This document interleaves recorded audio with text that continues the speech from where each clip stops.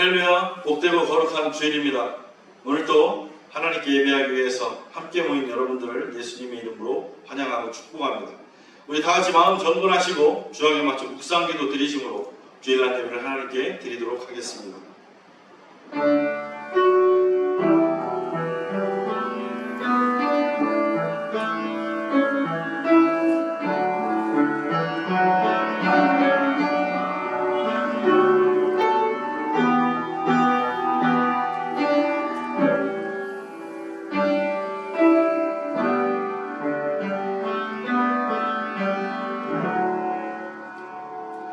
내 시대에 평안함이 있으며 구원과 지혜와 지식이 풍성할 것이니 여호와를 경외함이 내 보배니라. 아멘. 찬송과 영광을 받으시기에 합당하신 하나님, 오늘도 거룩하고 복된 주일 허락하셔서 주님 앞에 예배할 수 있게 하시는 진심으로 감사를 드립니다. 오늘도 저희가 마음과 뜻을 모아 하나님께 영과 진리로 예배하기를 소원하오니 우리의 예배에 함께하여 주옵소서. 감사드리며 예수님의 이름으로 기도하옵나이다. 아멘. 우리 다 함께 사도신경으로 신앙 고백하시겠습니다. 전능하사 천지를 만드신 하나님 아버지를 내가 믿사오며 그 외아들 우리 주 예수 그리스도를 믿사오니 이는 성령으로 잉태하사 동정녀 마리아에게 나시고 본디오 빌라도에게 고난을 받으사 십자가에 못 박혀 죽으시고 장사한 지 사흘 만에 죽은 자 가운데서 다시 살아나시며 하늘에 오르사 전능하신 하나님 우편에 앉아 계시다가 저리로서 산자와 죽은 자를 심판하러 오시리라. 성령을 믿사오며 거룩한 공예와 성도가 서로 교통하는 것과 죄를 사하여 주시는 것과 몸이 다시 사는 것과 영원히 사는 것을 믿사옵나이다. 아멘. 우리 다 함께 찬송가 270장 부르도록 하겠습니다. 찬송가 270장입니다.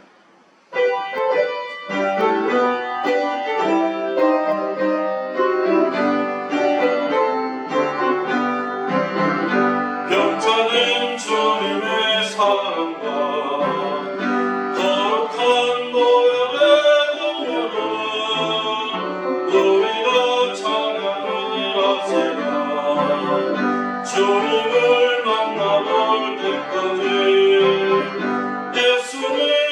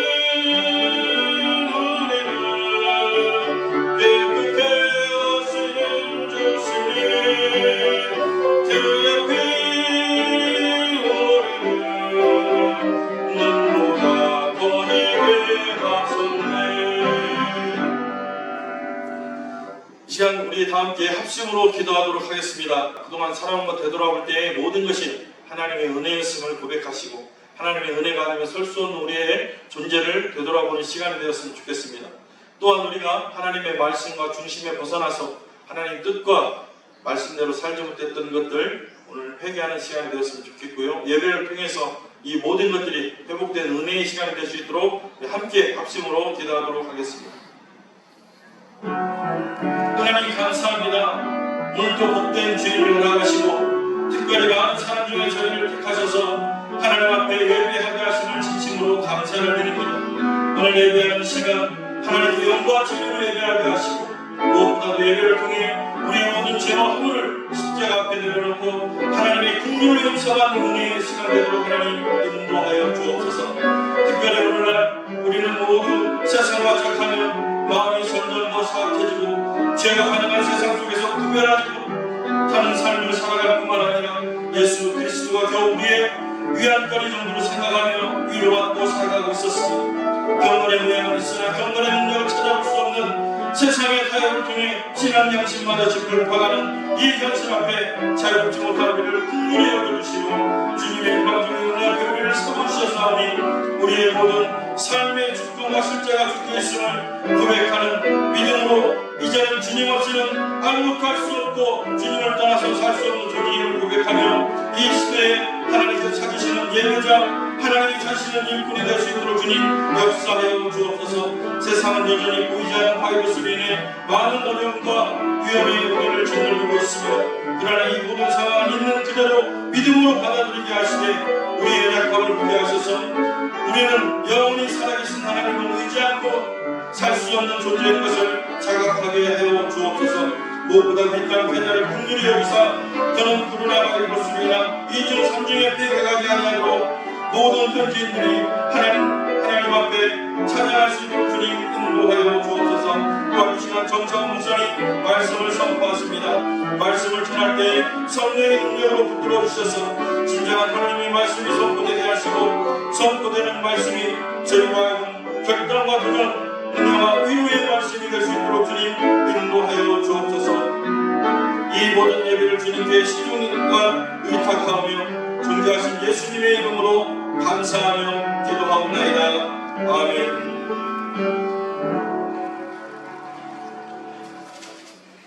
우리 하나님 말씀 보도록 하겠습니다. 하나님 말씀은 신약성경 사도행전 27장 27절로 37절 말씀입니다. 신약성경 사도행전 27장 27절로 37절입니다. 제가 가지고 있는 성경은 신약성경 236쪽에 있습니다. 사도행전 27장 27절로 37절입니다. 찾으셔서 우리 함께 봉독하도록 하겠습니다.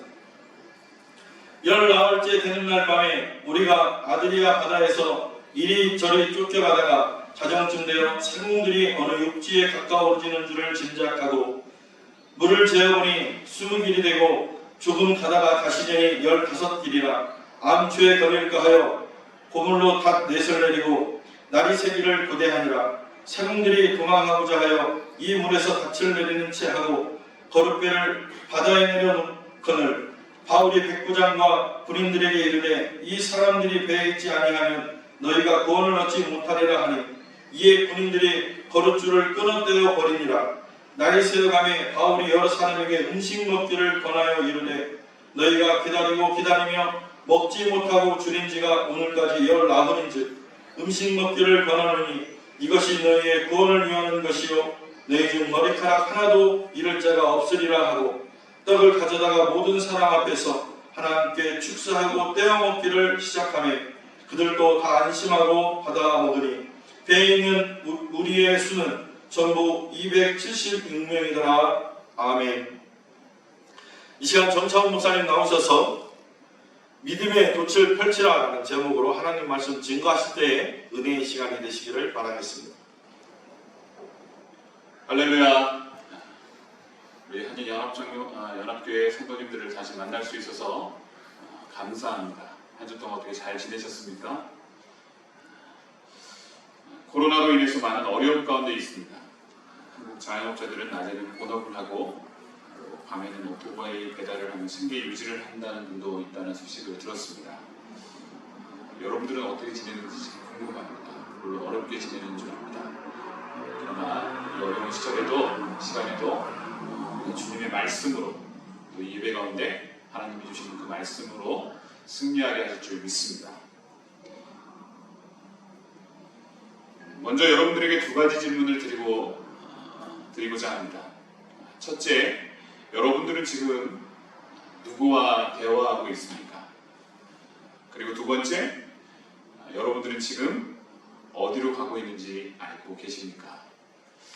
지금 한국에서는 2차 지원금을 두고 많은 반론을박이 있다는 얘기를 들었습니다. 특별히 그 중에 지원금 중에 통신비라는 명목으로 전 국민 4,500만 국민들에게 약 2만 원씩 지원을 한다는 얘기를 들었습니다.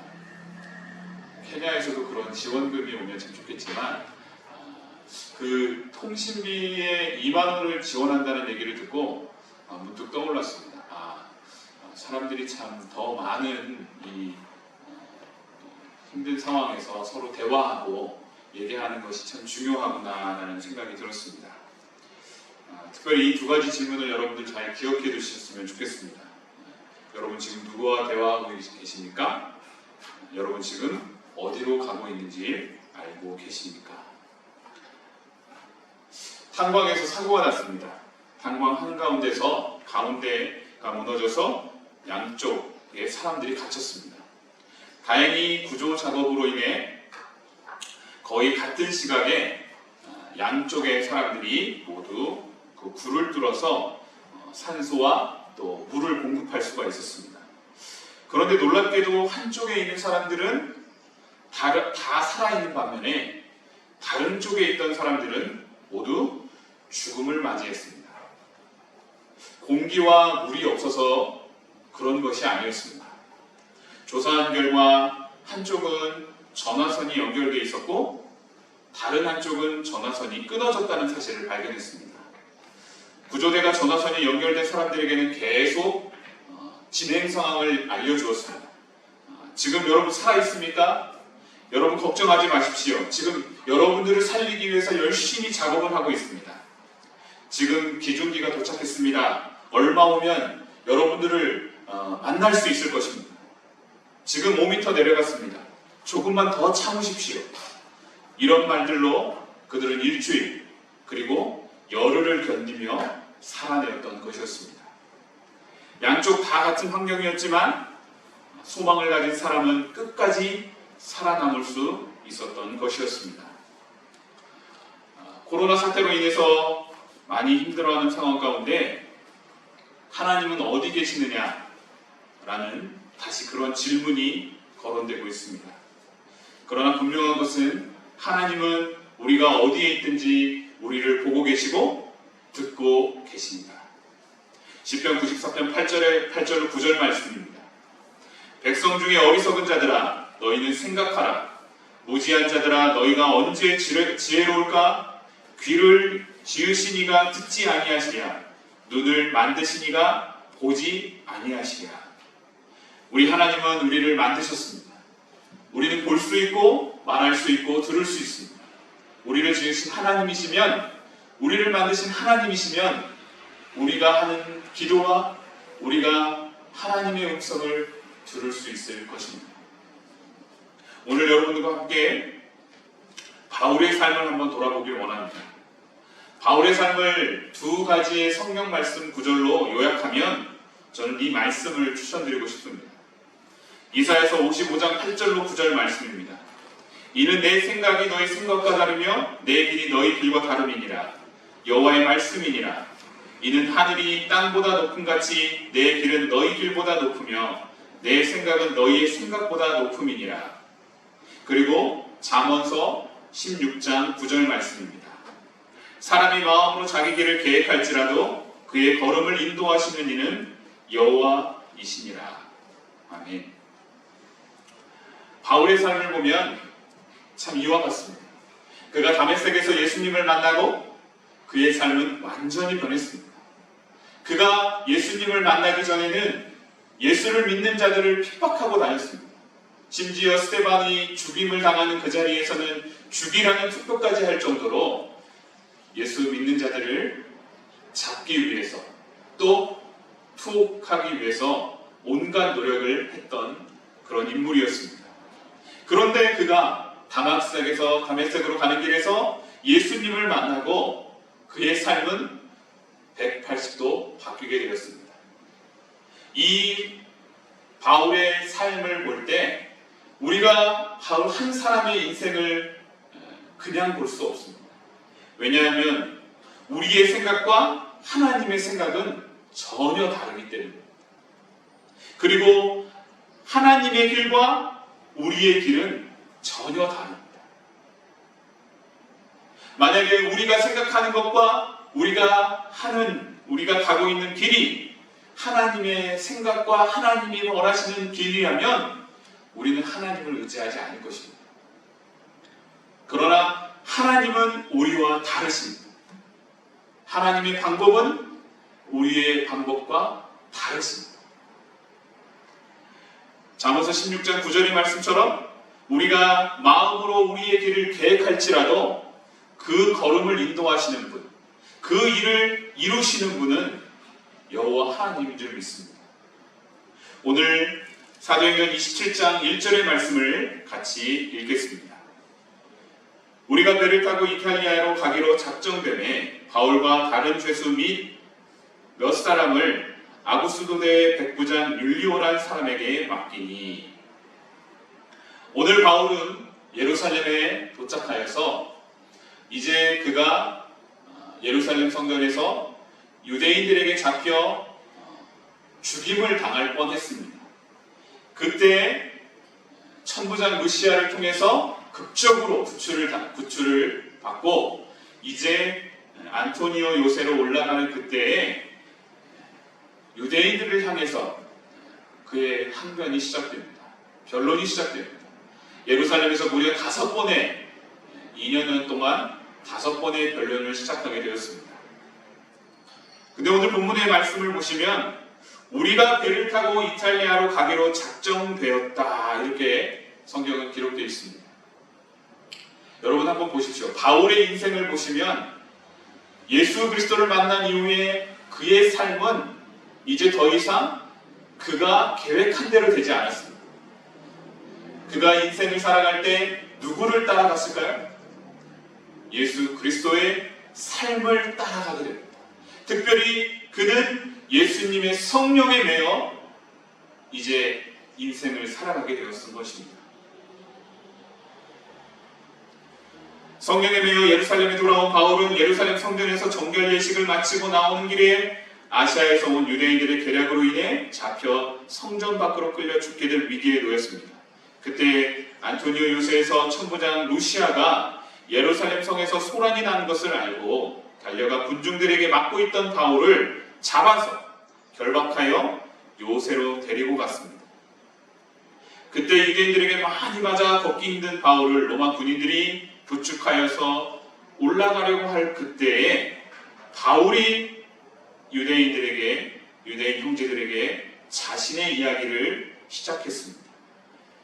사도행전 22장 1절로 3절의 말씀입니다. 부형들아, 내가 지금 여러분 앞에 변명하는 말을 들으라. 그가 히브리 말로 말함을 듣고 더욱 조용한지라.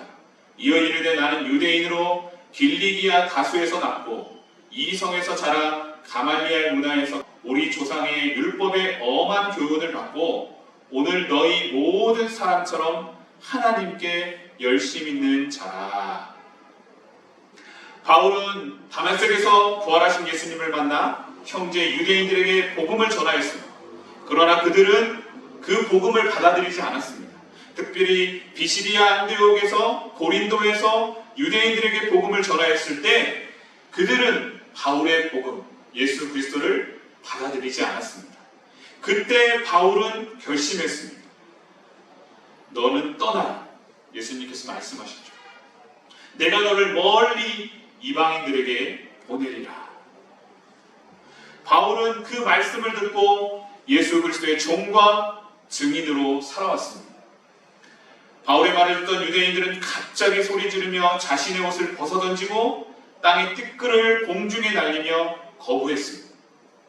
유대인들의 무리가 난리치며 본 천부장이 바울의 죄가 무엇인지 신문하려고 하자 로마 시민임을 밝히고 정당한 재판을 요구하였습니다. 다음날 천부장은 유대인들이 무슨 일로 그가 고발하는지 진상을 알고자 사내들인 공회를 소집했습니다.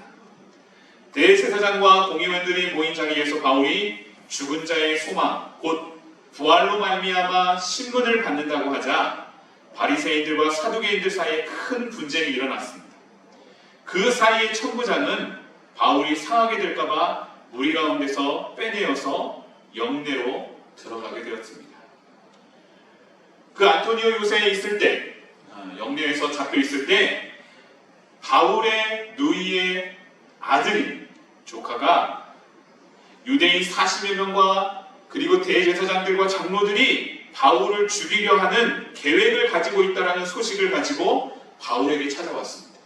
바울은 그 소식을 듣고 천부장에게 찾아가게 했습니다. 천부장은 바울을 죽이기 위해 계략을 꾸미고 있다는 소식을 듣자마자 그날 밤 9시에 급히 호송작전을 펼쳤습니다. 그리하여서 가이사랴로 후송하게 되었던 것입니다. 이후에 벨리스 총독과 그리고 2년 뒤에 베스도 총독과 아그리빠 왕 앞에서 재판을 받게 됩니다. 그 재판을 받는 중에 마지막으로 분봉왕 아그리빠에게 와서 바울에게 만나 그의 말을 듣고자 아무런 죄가 없다고 하는 것을 결정적으로 베스도는 가이사르에게 상소한 대로 로마로 보내기로 작정하여 보내기로 재판을 끝내게 되었던 것입니다. 오늘 사도행전 27장 1절의 말씀의 시작은 이런 배경이 있습니다. 우리가 배를 타고 이탈리아로 가기로 작정되매 바울과 다른 죄수 몇 사람을 아구스도대 백부장 율리오라는 사람에게 맡기니. 사실 바울이 로마로 이탈리아로 보내지기로 작정한 그 날짜를 누가 정했을까요? 오늘 본문의 말씀에 보시면 바울과 그리고 누가와 아리스타고가 바울과 함께 가고 있습니다. 그 배를 타고 이탈리아로 가는 배를 타고 가는데 그 배를 타는 날짜를 누가 정했을까요? 그 계획은 바로 총독 베스도와 법정위원들이 아마 정했을 것입니다. 그런데 왜 오늘 그 날짜가 왜 중요하냐 하면 바울이 로마로 가는 그 날짜가 로마로 가는 항해의 날짜 중에 제일 위험한 항해의 날짜, 항해 시기였기 때문입니다. 왜 그들은 이 위험한 시기에 바울을 배에 태워서 보내려고 했을까?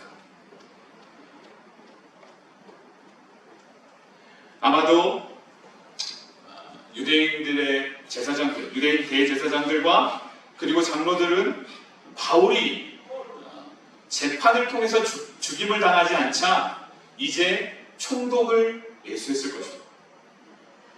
법정위원들을 매수해서 그를 배를 태워서 바다로 보내서 그 배와 함께 수장시키는 계획을 아마 세웠을 것입니다. 잠언 16장 9절의 말씀을 다시 한번 기억하길 원합니다. 사람이 마음으로 자기 길을 계획할지라도 그의 걸음을 인도하시는 이는 여호와시니라. 바울의 인생은 이와 같았습니다. 요셉은 17세 소년 때 형들과 함께 양을 쳤습니다. 그 17세 어린 나이에 양을 치면서 그의 형제들이었던 특별히 비라와 실바의 아들들과 함께 더불어 아버지의 말들을 들으며 또 그의 형제들이 잘못된 일들을 했을 때 아버지에게 고자질하는 일들도 하고 또 아버지는 이런 요셉을 나무라기보다는 오히려 늦은 나이에 얻은 그 요셉을 편애하면서 심지어 채색 옷을 입혀주는 것까지 편애하는 모습을 보았습니다. 그래서 그의 형제들은 요셉을 그렇게 좋아하지 않았습니다. 어느 날 양을 치다가 꿈꾼 이야기를 형들에게 얘기해 주었습니다. 다 같이 밭에서 곡식단을 굽는데 요셉의 단은 일어서고 형들의 단은 요셉의 단 주위에 둘러서서 절했다는 것이었습니다. 또 다른 꿈을 꾼 이야기를 했습니다. 해와 달과 11별이 다 내게 절했다라는 꿈이었습니다. 심지어 아버지에게도 이 꿈 이야기를 해주자 아버지도 그 꿈에 대한 의미를 쉽게 받아들일 수 없었습니다. 왜냐하면 아버지도 어머니도 형들도 땅에 엎드려 내게 절하겠느냐라며 요셉에게 그런 항구했던 말씀이 성경에 기록되어 있기 때문입니다. 이처럼 요셉은 아버지에게 순종하였고 아버지를 위해서 헌신한 충성한 어릴 적부터 충성했던 자였습니다. 어느 날 아버지가 요셉에게 말했습니다. 너희 형들이 양을 치러 세겜에 가 있는데 먹을 것을 전해주고 와라. 그런데 요셉이 먹을 것을 가지고 세겜에 갔을 때 이미 형들은 거기에 없었습니다. 그래서 어디로 갔을까 한참 찾고 있는 그때 한 사람을 만났습니다. 이런 사람들을 만났습니까? 혹시 아십니까? 물어봤더니 마침 그 사람이 그 사람들은 세겜에서 떠나 도단으로 간다고 했습니다. 그래서 겨우 요셉은 도단에 도착해서 형들을 만났습니다. 요셉의 형들은 요셉이 멀리 오는 것을 보았습니다. 그러면서 서로 이르기를 꿈꾸는 자가 온다라며 그들의 마음에 이런 생각을 했습니다. 죽이기를 꾀했습니다. 그리고 그의 꿈이 어떻게 되는지 보자며 그를 한 구덩이에 던지고 아버지에게는 악한 짐승에게 잡아먹혔다라고 하자라고 했습니다. 그러자 루벤은 안 된다. 그렇게 하는 건 안 된다라고 말하며 그냥 구덩이에 던지자라고 했습니다. 그리고 형들이 요셉을 잡아서 채색옷을 다 벗기고 맨몸으로 구덩이에 던져 넣었습니다. 그때 마침 애굽으로 가는 이스마엘 상단들이 그 앞을 지나가고 있었습니다. 그러자 유다가 요셉을 그 상단들에게 팔아버리자라고 했습니다. 그래서 은 20에 이스마엘 상단에게 요셉을 팔게 되었습니다. 그래서 요셉은 17살에 애굽에 팔려가 바로의 신하 친위대장인 보디발의 집에서 일을 시작하게 되었습니다. 보디발의 집에서 무려 11년간 그는 일을 하였습니다. 그런데 보디발의 아내의 꾀임에 거부하자 그를 감옥에 가두고 그 감옥에서 무려 2년 동안 있었습니다. 그 2년 동안 있는 사이에 술 굽는 관원, 술 맡은 관원과 빵 굽는 관원의 꿈을 해석해주는 일이 있었습니다. 그리고 술 맡은 관원이 환원되고 바로가 꿈을 꾸었던 그 이야기를 술 맡은 관원이 자기의 꿈을 이렇게 해석해준 자가 있다라는 얘기를 듣고 드디어 요셉을 소개해줬습니다. 요셉은 바로의 꿈을 하나님의 말씀으로 해석해 주었습니다. 바로의 꿈을 하나님이 하실 일이라는 것으로 해석해 주자 공물을 전장해 주고 흉년을 대비하자는 제안을 내었습니다. 그러자 바로는 그의 말에 합당함을 알고 그에게 바로의 인장반지를 주고 세마포 옷을 입히고 금사슬에 목을 걸어주고 버금 수레를 태워서 애굽 사람들 앞에서 애굽의 총리가 되는 오늘 바로 요셉의 삶을 보면 그의 삶을 우리가 처음부터 알 수 없습니다.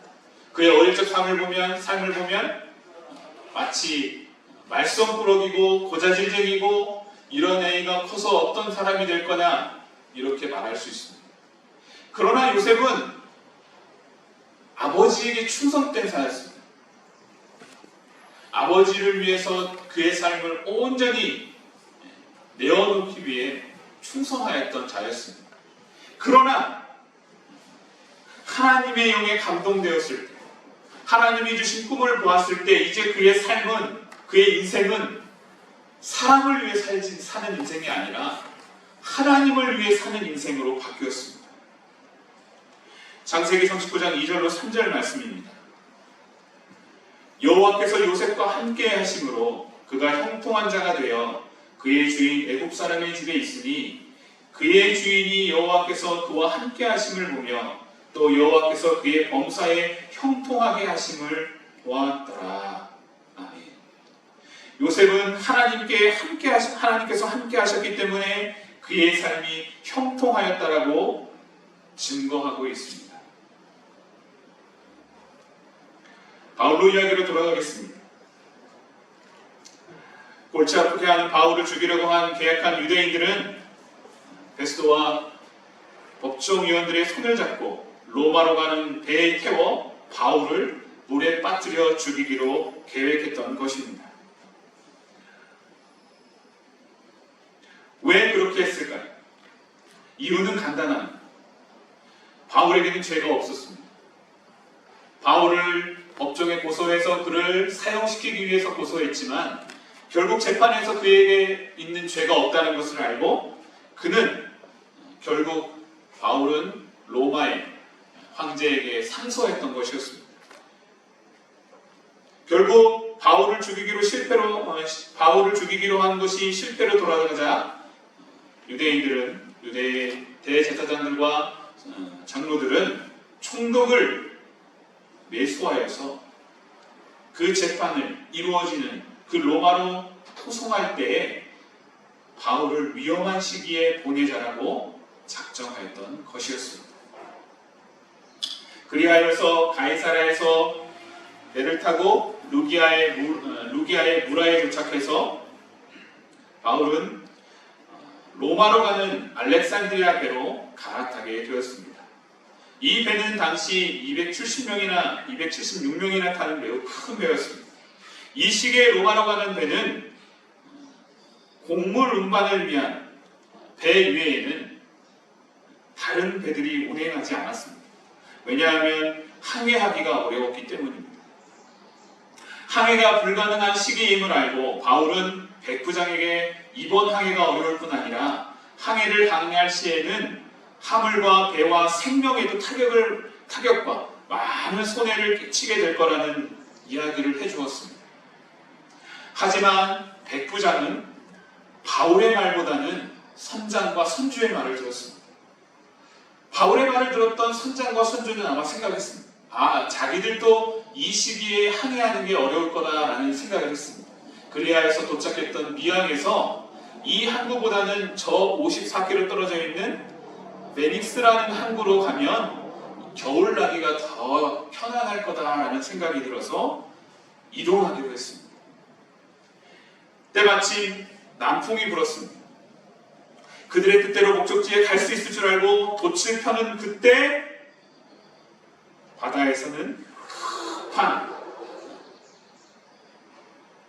급하고 큰 바람, 오늘 성경에 기록되어 있기를 유라굴로라는 바람이 일어나게 된 것이었습니다.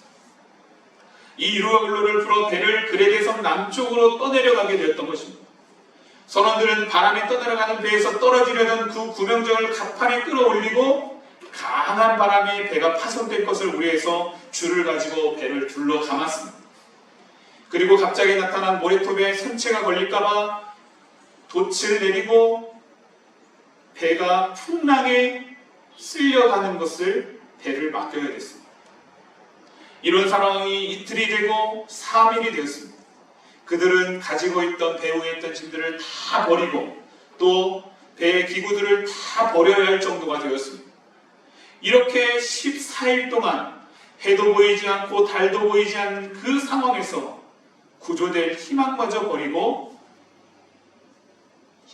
버려야 할 상황이 되었던 것이었습니다.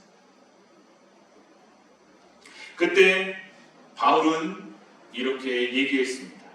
사도행전 27장 23절로 26절 말씀입니다. 내가 속한 바 곧 내가 섬기는 하나님의 사자가 어젯밤에 내 곁에 서서 말하되 바울아 두려워하지 말라. 네가 가이사 앞에 서야 하겠고 또 하나님께서 너와 함께 항해하는 자를 다 내게 주셨다 하였으니 그러므로 여러분이 안심하라. 나는 내게 말씀하신 그대로 되리라고 하나님을 믿노라. 그런즉 우리가 반드시 한 섬에 걸리리라 하더라. 그 배, 유라굴로라는 배, 폭풍에 휩쓸려 끌려가는 그 배 안에서 죽음의 기운이 가득한 그 절망의 정상 가운데 홀로 일어나서 소리치기 시작했습니다. 여러분 안심하십시오. 당신들은 죽지 않을 것입니다. 칠흑 같은 어두운 폭풍에 휩쓸려가는 배에서 바울은 이렇게 담대하게 말할 수 있었던 이유는 어젯밤에 천사가 자신 옆에 와서 하나님의 말씀을 전해주셨기 때문이었습니다.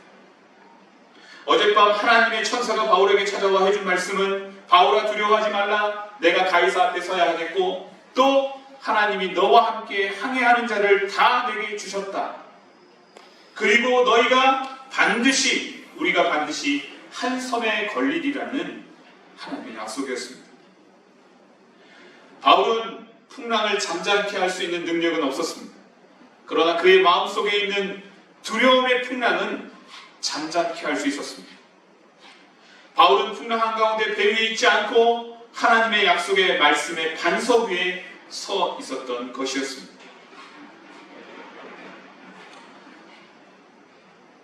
예수님의 말씀을 나누고 싶습니다. 오병이의 사건을 이루시고 난 다음에 예수님께서 제자들과 함께 제자들을 먼저 배에 태워서 저 건너편으로 보내셨을 때입니다. 그 늦은 밤 제자들은 배를 타고 갈릴리 바다를 건너갔습니다. 갈릴리 호수를 지나갔습니다. 무리를 보내신 후에 기도하러 따로 산에 올라가시고 밤 사경쯤 되었을 때 바람이 크게 불어 그 물결로 인해서 그 배에 타고 있던 제자들이 고난을 당하게 되었습니다. 그때 예수님께서 바다 위로 걸어오시는 것을 제자들이 보았습니다. 근데 예수님인지를 몰랐습니다. 그들은 깜짝 놀라 그가 유령인 줄 알고 무서워서 소리를 지르며 외쳤습니다. 그때 예수님께서 말씀하셨습니다. 안심하라. 나니 두려워하지 마라. 베드로가 대답했습니다. 주님만이 주님이시거든 나를 명하여 물 위로 오라게 하여 주시옵소서. 예수님께서 말씀하셨습니다. 건너와라. 베드로가 배에서 내려 물 위로 걸어가려 할 때 예수님께로 가려고 하자 바람을 보고 무서워서 점점점 물에 빠졌습니다. 빠져갈 그때 소리 질렀습니다. 주님 나를 구원하여 주시옵소서. 예수님께서 즉시 손을 내밀어 그를 붙잡아 배에 같이 타셨습니다. 배에 같이 오르시면서 예수님이 베드로에게 물으셨습니다. 믿음이 작은 자여 왜 의심하였느냐? 배에 함께 오르자 바람이 그쳤다라고 성경은 기록하고 있습니다. 그런데 저에게 궁금한 점이 있었습니다. 오늘 바울은 어젯밤에 천사가 나타나서 자신에게 해준 말씀이 있는데 왜 하루가 지나서야 같은 배를 타고 있었던 사람들에게 그 말을 전해줬을까요? 어쩌면 풍랑이 너무 심해서 배가 이리저리 흔들리는 상황에서 그 말을 전해줄 만한 여유가 그런 시간이 없었을 수도 있습니다. 그런데 저는 조금 다르게 보았습니다. 지난밤 흑암과 풍랑 가운데 두려워하며 구원의 소망마저 사라져가고 있을 때 하나님의 천사가 와서 그 두 가지 구원의 말씀을 전해주었는데 지금 당장 그 전해진 그 순간 사람들에게 보아라 주의 천사가 내게 나타나서 이 말씀을 해주셨다. 오늘 이 배 타고 있는 여러분들은 죽지 않을 것이고 우리가 한 섬에 걸릴 것이다 라고 말하지 않았습니다. 하루가 지났습니다.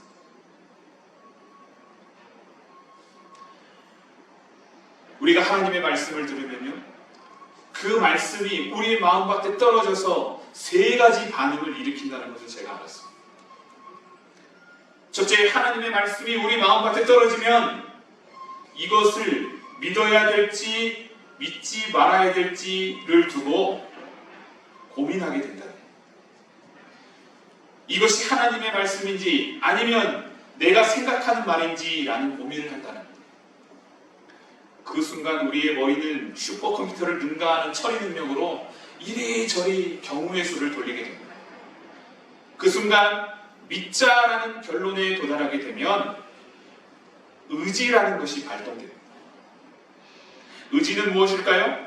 우리 마음속에 있는 보이지 않던 것을 보이는 것으로 만들고자 하는 우리 마음속의 작용입니다. 무엇인가를 하려는 마음의 작용입니다. 이 마음의 작용이 일어나는 그 순간 우리는 행동하게 됩니다. 무언가 행동으로 표출하게 됩니다.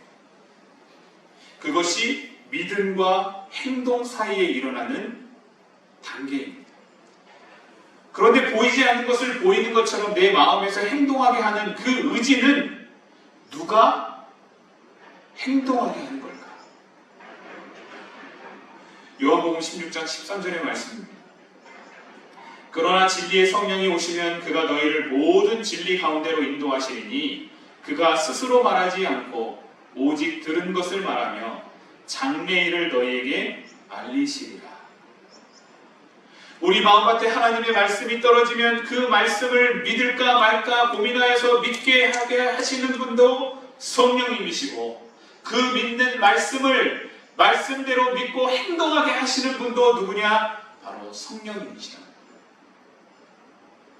보이지 않는 것을 보이는 것처럼 행동하게 하시는 분, 그분이 바로 우리 성령 하나님이십니다. 보이지 않는 하나님의 나라를 볼 수 있도록 우리의 믿음의 눈을 열어주시는 분도 우리의 성령 하나님이십니다. 그리고 우리가 들은 하나님의 말씀을 다른 사람에게 전하고자 하는 그 믿음을 허락하시는 분도 바로 우리 성령 하나님이십니다. 바울은 그렇게 무려 하루가 될 동안에 하나님의 말씀을 부여잡고 품고 기도하였던 것입니다. 하루 만에 그 말씀이 이삭이 되고 곡식이 되어서 싹이 나서 하나님의 말씀의 열매를 맺을 수 있었던 것이었습니다. 바울은 그 풍랑 가운데, 유라굴로의 풍랑 가운데 죽음의 사선근에 넘어고 있는 그 순간 하나님의 말씀을 외치며 그 배에 진정한 리더자로 설 수 있었던 것이었습니다. 드디어 바울의 마음밭에 그 떨어져서 말씀의 열매가 되어 담대하게 고백할 수 있었던 것입니다. 그의 고백은 이랬습니다. 여러분, 힘내십시오. 나는 하나님께서 나에게 말씀하신 그대로 되리라고 믿습니다.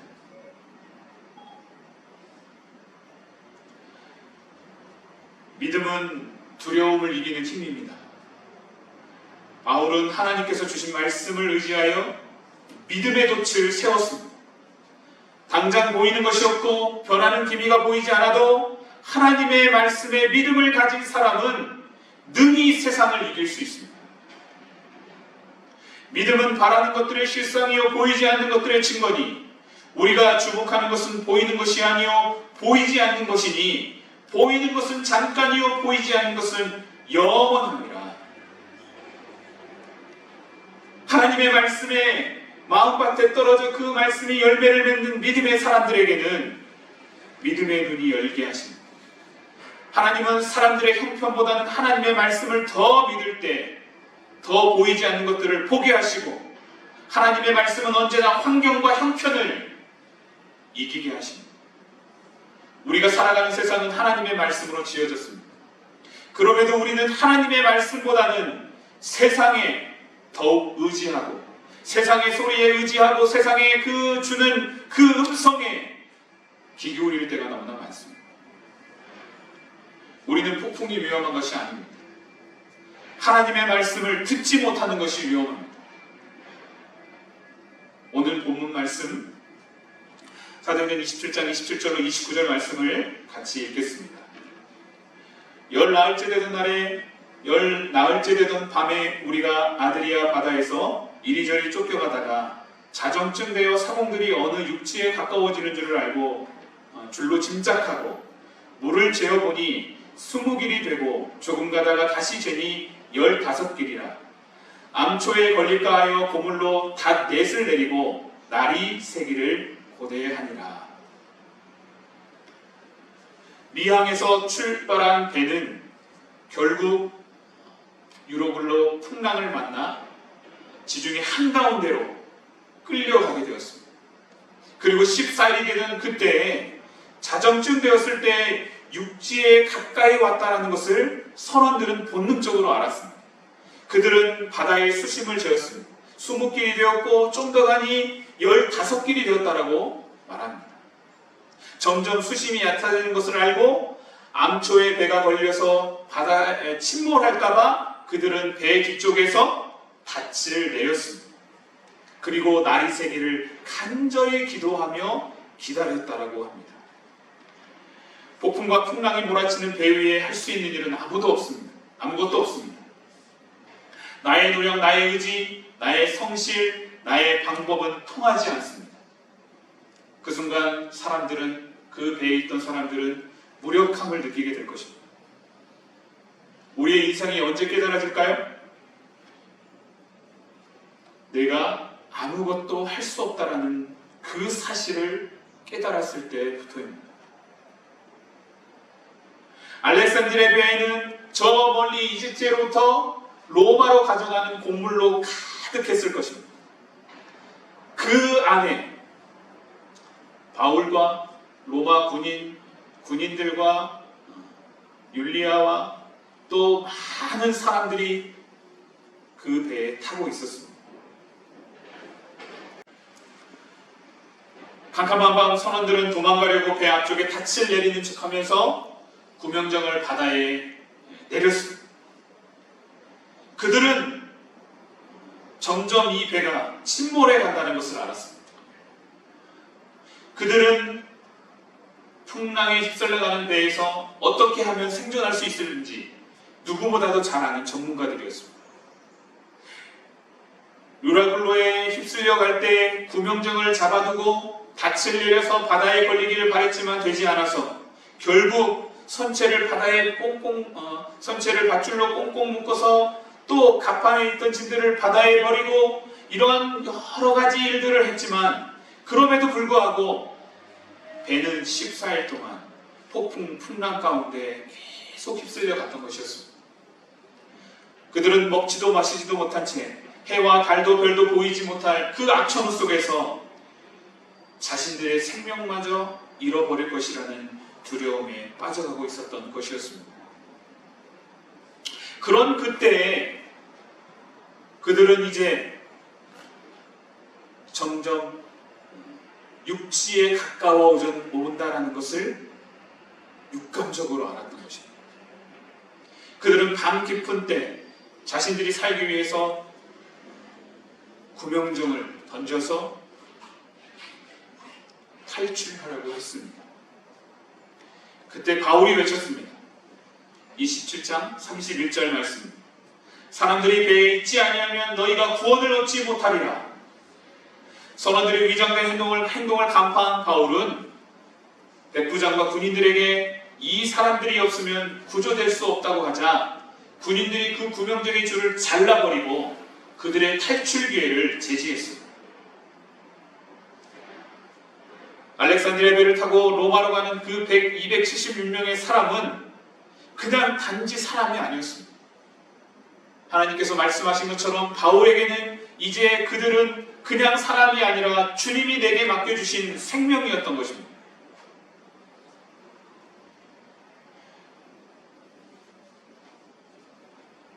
코로나19로 인해서 전 세계가 힘들어하고 있습니다. 이런 상황에 자기들의 이익을 구하고 자기들만 살려고 하는 자가 있다면 비록 주 예수의 신분일지라도 담대히 바울과 같이 말할 수 있어야 됩니다. 이 사람들이 배에 있지 아니하면 너희가 구원을 얻지 못하리라. 누구 한 사람만 살 수 있는 게 아닙니다. 오늘 이 코로나19로 인하여서 모두가 어려운 가운데 있습니다. 나 혼자 살겠다고, 나 혼자 살아보겠다라고 그런 요령을 핀다면 우리는 다 같이 죽을 수밖에 없을 것입니다. 바울은 그것을 알았습니다.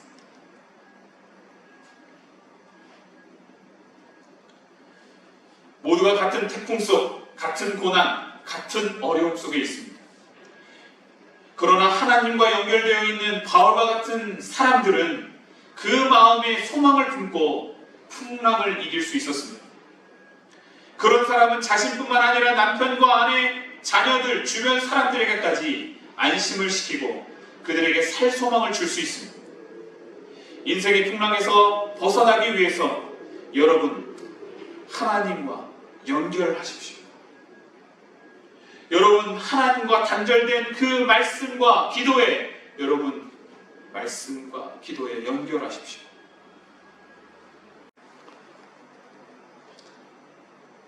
여러분 서두에 말씀드린 것처럼 이제 두 가지 질문에 대한 답을 찾으셨습니까? 첫 번째, 여러분 지금 누구와 대화하고 계십니까? 두 번째, 여러분들은 지금 어디로 가고 계시는지를 아십니까? 첫 번째 질문에 대한 답입니다. 바울은 언제나 성령의 인도하심을 놓지 않았습니다. 언제나 성령의 인도하심을 놓치지 않기 위해 노력했습니다. 하나님의 적정하신 가운데 말씀하시는 모든 수단을 동원해서 하나님이 주시는 그 말씀, 그 상황에 대한 뜻을 해석하기 위해 노력했습니다.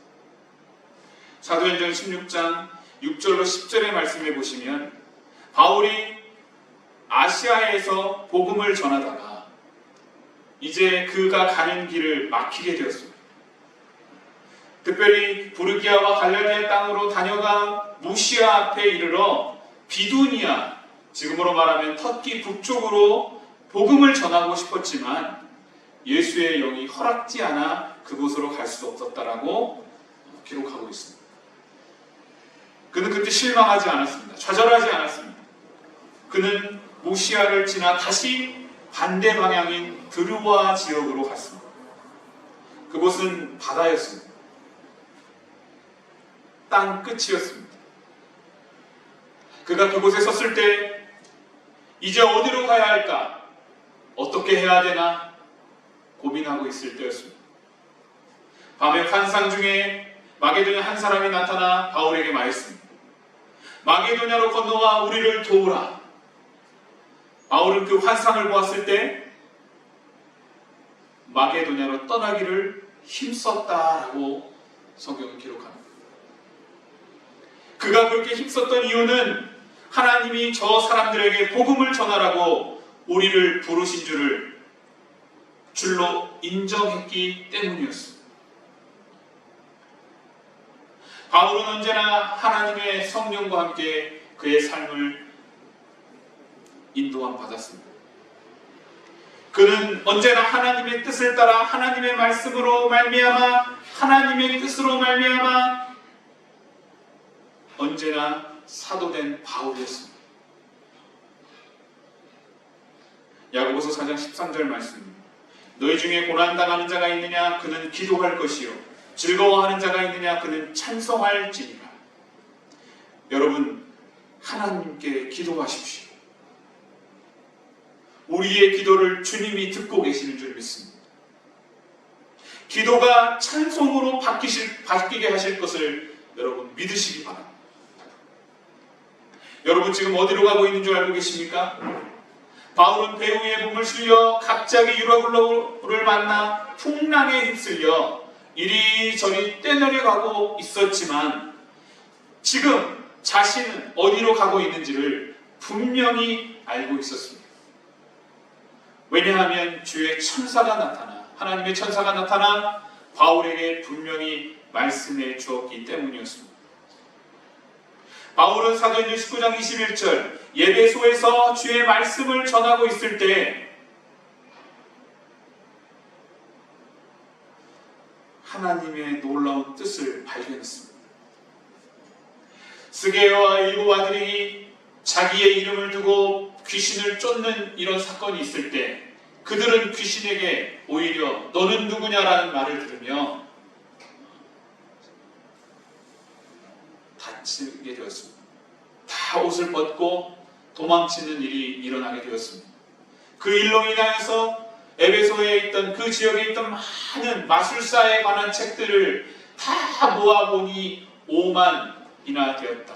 은 5만이나 되는 양의 책을 다 불살랐다라는 사건이 기록되어 있습니다.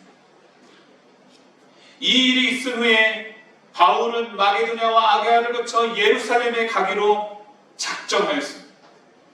그 이유는 주님께서 내가 거기에 갔다가 후에 로마도 봐야 한다는 믿음이 있었기 때문이었습니다. 더 나아가서 바울은 로마를 거쳐서 서바나로 가기를 소원했습니다. 서바나는 지금의 스페인. 바울이 그의 삶이 어디로 가는지, 어떻게 가는지, 어디로 가는지 그에게 있었던 믿음은 오직 하나였습니다. 내가 가는 길을 주님이 함께하여 주신다라는 믿음이었습니다. 사도행전 20장 22절 말씀입니다. 보라, 이제 나는 성령에 매여 예루살렘으로 가는데 거기서 무슨 일을 당하는지 알지 못합니다.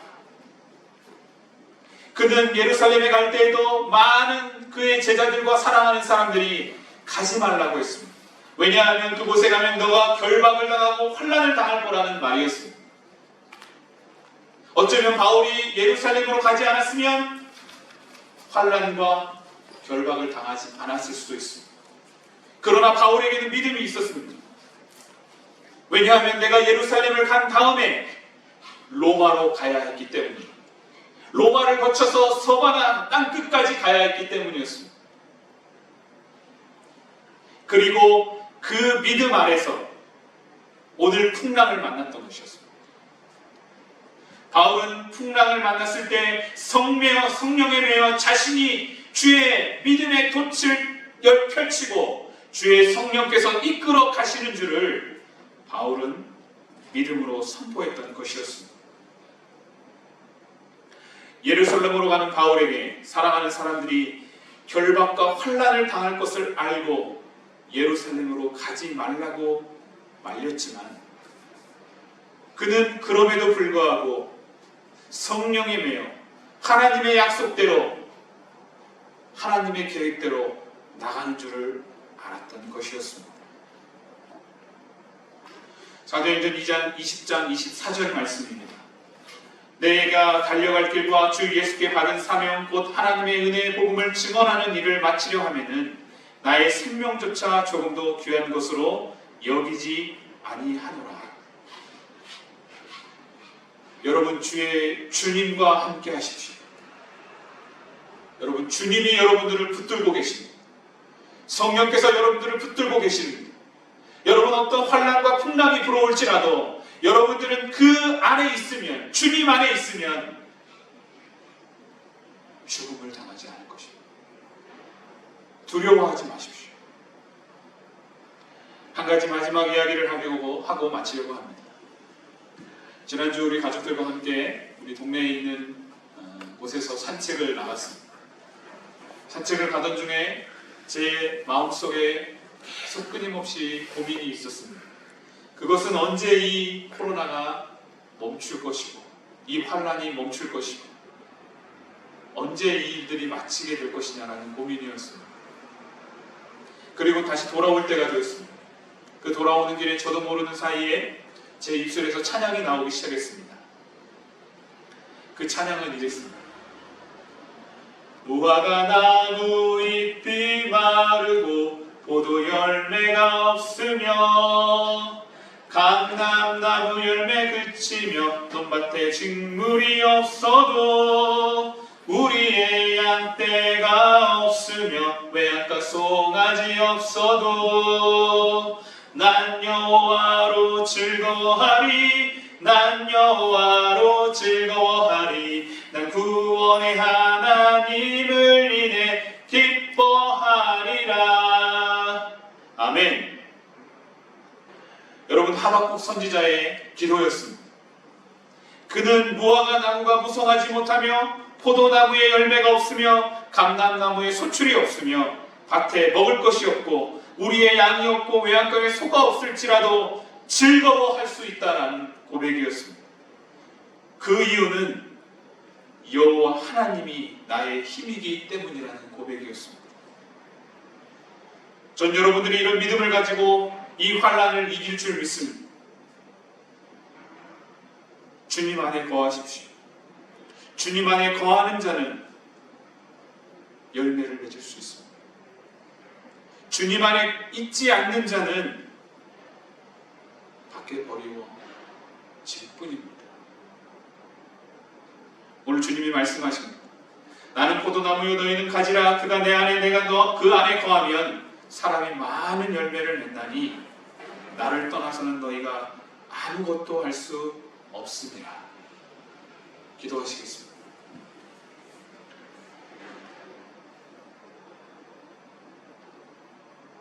하나님 아버지 감사합니다. 오늘 사도 바울이 풍랑을 만나 그가 어디로 가는지 모르는 채 그 풍랑 속에서 14일 동안 이리저리 이끌려 다녔지만 주께서 바울에게 말씀하여 주신 것처럼 주의 천사를 통하여 네가 이곳에서 죽지 아니하고 가이사의 앞에 설 것이며 너희가 한 섬에 걸리리라는 말씀을 그에게 해주셨던 것처럼 오늘 우리에게 이런 풍랑 속에서도 주의 말씀을 듣길 원합니다. 주의 소망의 말씀이 우리에게 임하길 원합니다. 성령이여 오늘 이 시간에 우리의 마음을 우리의 믿음의 눈을 열어주시고 하나님의 말씀을 말씀하여 주실 때 그 말씀이 생명의 말씀이 우리 마음밭에 떨어져 오늘 우리의 믿음의 말씀의 고백으로 나타날 수 있도록 도와주시옵소서. 우리 연합교회 성도님들 뿐만 아니라 전 세계 우리 모든 하나님의 권속들에게 동일한 은혜를 부어주셔서 이 모든 환난 속에서 이 풍랑 속에서 우리 홀로 살아가는 것이 아니라 함께 주와 연합하여서 승리할 수 있도록 주님 도와주시옵소서. 이 모든 말씀 우리 주 예수 그리스도의 이름으로 간절히 기도드리옵나이다. 아멘. 네, 은혜의 말씀 감사합니다. 이 시간 금주의 찬양 이제 부르시고 난 이후에 정창훈 목사님 나오셔서 축도함으로 주일날 예배를 마치도록 하겠습니다.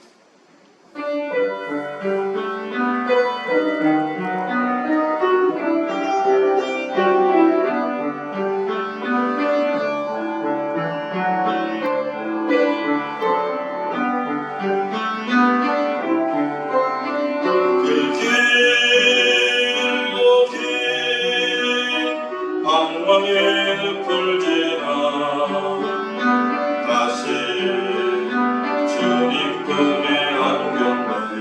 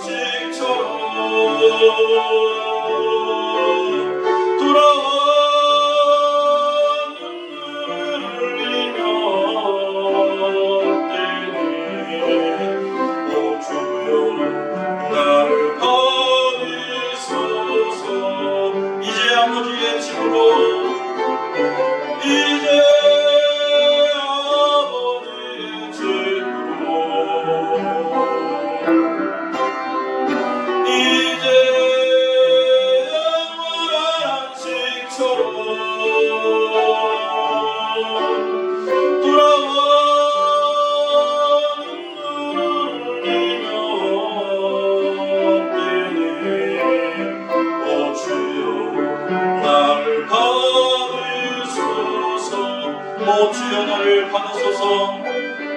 오 주여 나를 받으소서.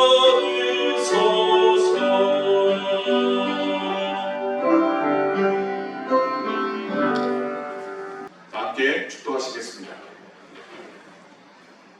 지금은 세상 끝날까지 우리를 버리지 아니하시고 함께 하시는 성자 예수 그리스도의 은혜와 무한하신 하나님의 사랑하심과 우리를 진리 가운데로 인도하시는 성령의 감화와 감동하심과 교통하심이 오늘 믿음의 닻을 펼치고 세상과 맞서 싸우기를 원하는 우리 귀한 성도님들 머리머리 위에, 그리고 세계 열방 가운데 주님의 복음을 전하기 위해 헌신하고 있는 모든 선교사님들과 주의 권속들 머리머리 위에 이제부터 영원히 함께 하시기를 간절히 축원하옵나이다.